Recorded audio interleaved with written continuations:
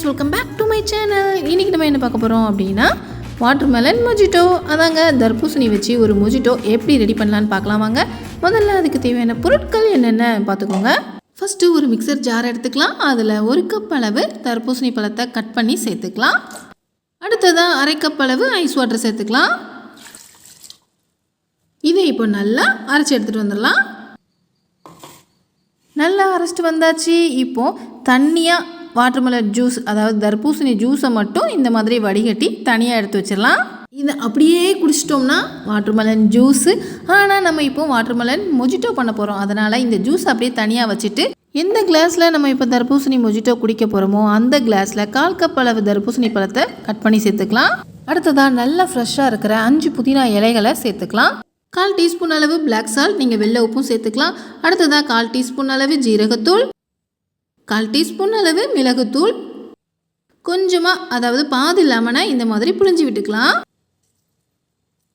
லெமனை கடைசியாக சேர்த்ததுக்கப்புறம் இந்த மாதிரி இடிக்கிறதுக்கு நம்ம ஏதாவது ஒரு உலக்க மாதிரி குட்டியாக வச்சுருப்போம்ல, அது இல்லைன்னா சப்பாத்தி கட்டையோட ஒரு முனையை வச்சு நல்லா இந்த மாதிரி ப்ரெஸ் பண்ணி விடணும். நம்ம ஆட் பண்ண தர்பூசணி பழத்துலேருந்தும் புதினா இலையிலேருந்தும் சாறு வெளியே வரணும். அந்த அளவுக்கு நல்லா மசிச்சு விடணும். பாருங்கள், இந்த மாதிரி நமக்கு நல்ல சாறு வெளியே வந்திருக்கணும். எப்போ நீங்கள் மொஜிட்டோ ரெடி பண்ண போகிறீங்களோ அதிலிருந்து 2 மணி நேரத்துக்கு முன்னால் சப்ஜா விதைகளை தண்ணியில் ஊற வச்சுக்கோங்க. ஊற வச்ச சப்ஜா விதைகள் 4 டேபிள் ஸ்பூன் அளவு சேர்த்துக்கலாம். சப்ஜா விதை ரொம்ப உடம்புக்கு குளிர்ச்சி தரும். அதால் ஜூஸில் இந்த மாதிரி ஆட் பண்ணி குடித்தா ரொம்ப நல்லது. சப்ஜா விதைகளை ஒரு லேயராக ஆட் பண்ணதுக்கப்புறம் பாதாம் பிசினை முதல் நாள் நைட்டே ஊற வச்சுருங்க. ஊற வச்ச பாதாம் பிசின் 4 டேபிள் ஸ்பூன் அளவு சேர்த்துக்கலாம்.